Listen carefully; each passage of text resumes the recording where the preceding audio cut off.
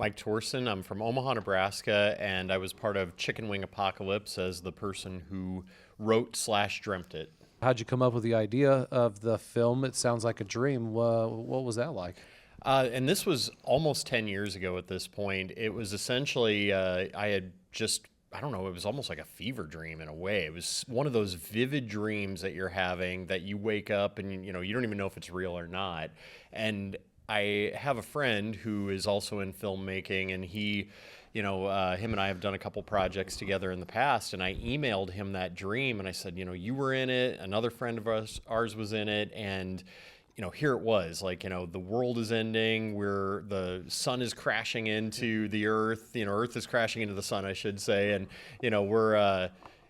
we're all going to die, and we just decide to go shoot guns and eat chicken wings. And, the email was pretty much exactly word for word for what's on screen at this point. He took a couple liberties. He changed the name of one of the friends that was in it to another person who ended up being the narrator because he kind of wanted to give him a part. But other than that, it's really exactly how it was dreamt or written. What made you want to pursue film?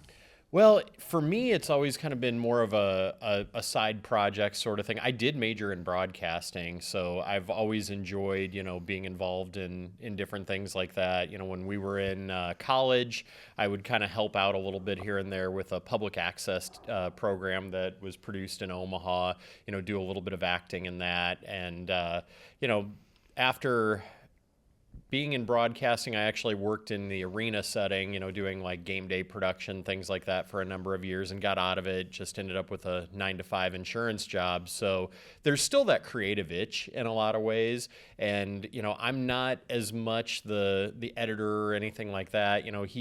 He's the one who can kind of put those things together, but he's, sometimes like, if you ever have an idea, let me know, because a couple of the ones that, I've had or brought to him have worked out really well. What was the pre-production process like?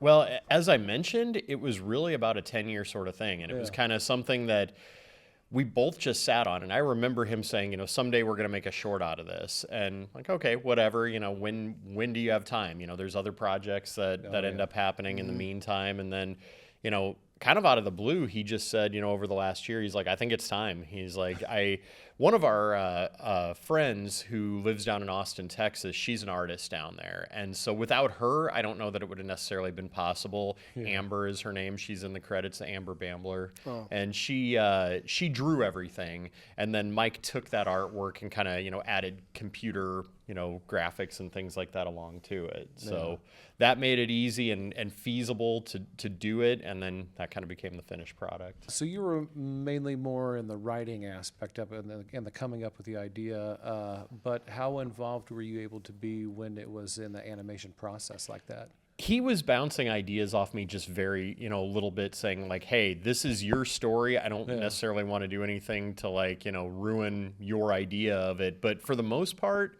he's more of an artist. Yeah. He's, into music. He's into, the computer animation stuff. He's not, somebody that draws. So you kind of needed, all three of them. But I would say, it's really more his baby in that regard. He had the vision of how he wanted it to look. And I wouldn't have wanted to change that. I wanted to see what he came up with what I came up with to begin with.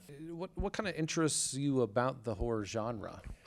I have loved horror since the time I was 5 years old. And my parents, I would say they are some of the most conservative people that you could possibly find on this earth. But for whatever reason, there were very little boundaries when it came to what I was allowed to watch, consume, things like that. And my grandma, I mean, I love this about her. She was just a horror addict. And I remember, walking into her house and she had that wall of VHS tapes. Yeah. Before people even had large collections of movies like that, when the tapes were still, $40, $50, in the mid 80s, she was going out and buying them because she loved movies that much. And she skewed more towards kind of she grew up on the Universal monsters. She's of that generation, but then later it became things like Rosemary's Baby, The Omen, The Exorcist. She really liked the supernatural side of things. And then, her and I could connect on a lot of those movies, but when I started getting more into the gore, that left her behind. She liked werewolves and vampires and demons, things like that. So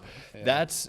For me, there's a heavy bit of nostalgia to it. It takes me to a place of, happiness and, when I was younger. But also, it's one of those things like you're along for the ride with it, and it's a safe, outlet. You get to feel, the fear and things like that, and the creativity, even from a young age, just seeing like gore effects and things like that always just spoke to me. It just, felt like an art form I could connect with. What is your favorite part of the filmmaking process?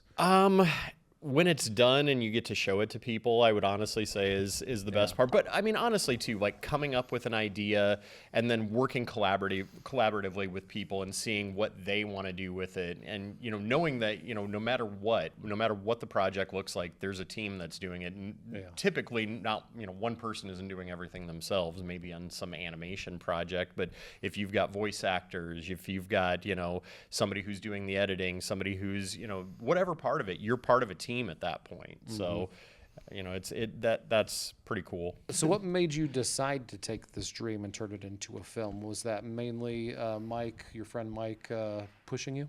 I think it's friendship and trust, and knowing that him and I, even though as friends, sometimes we're kind of like an old married couple, and we've been friends long enough now to where we just bicker and fight about things. But we know we're never really going to be mad at each other to the point where it's going to affect the friendship. But so I trust him, and I trust him to make something that will do it justice and all that type of stuff. So when he said he wanted to take it and actually finally finish it, I was like, yeah, let's go for it. Why did you decide to do it as an animated film? It's kind of a very stylized thing. And, as a dream, if you take it into reality, you're going to lose a dreamlike, feel to it. And it's going to become just, a short film at that point, which would be fine. Like you could make another version of it and do it in the real world like that. But it's not going to have that almost, surreal quality to it that, when you wake up from a dream that's really vivid, and it just sticks in your mind that way. And and things sometimes in a dream like that are off. Colors are off and things like that. And it's not the real world. And I think that's a reason to kind of go that route. What films or filmmakers have inspired you over the years? I would say from the time I was young, Halloween and John Carpenter. John Carpenter has always been my favorite, and as I've gotten older, even exploring movies that maybe I didn't see when I was, younger, now you have the ability with 4K discs and things like that to have an entire library of movies. And I'm one of those people that will always be physical.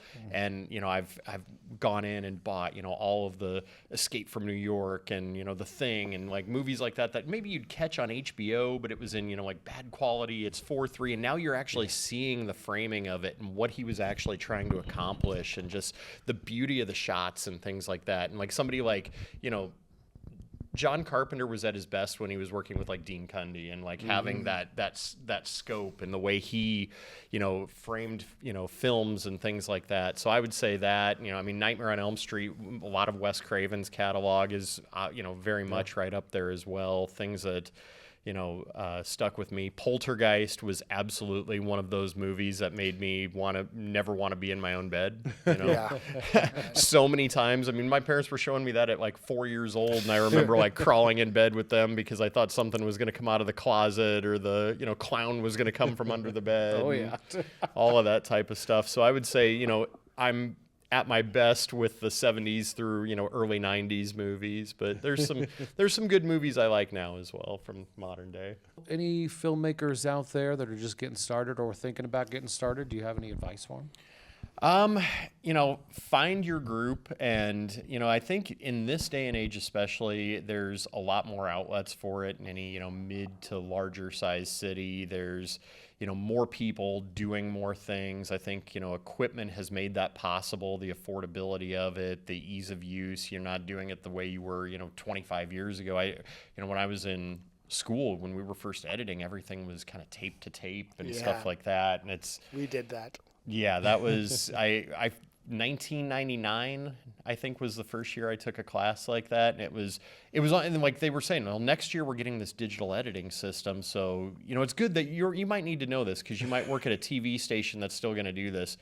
I don't know any of my friends that really ended up doing it for a living or anything like that, but it all went digital. And then, just being able to plug a camera straight in and just feed that, in there. That's so much. It helps the creativity so much. Yeah, it does.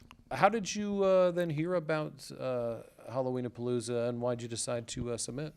That was definitely something that popped up on my radar, and I think it's, I have attended different cons before, Kansas City or, like Planet Comic-Con or, different things like I've even been to like Star Wars celebrations, things like that. So like anytime there's a convention that's going to be, near, it seems my algorithm pulls it up. And I saw Halloweenapalooza last year, and it was just something that, time and when it was scheduled, just it wasn't going to work out. Yeah. But I saw it again this year, and I went to Mike and I'm like, we should submit a couple of films to this and just see if they get accepted, because I would love to go attend that. Heck yeah. I think that it's great because not every community has an event like this to bring people together in their love of horror and genre and all that stuff. It's just, so he sent it in and he's like, all right, he's like, this is all on you. He's like, let's see if we get accepted. And 2 of the 3 films we sent in got accepted, and I'm like, I'm going. And unfortunately,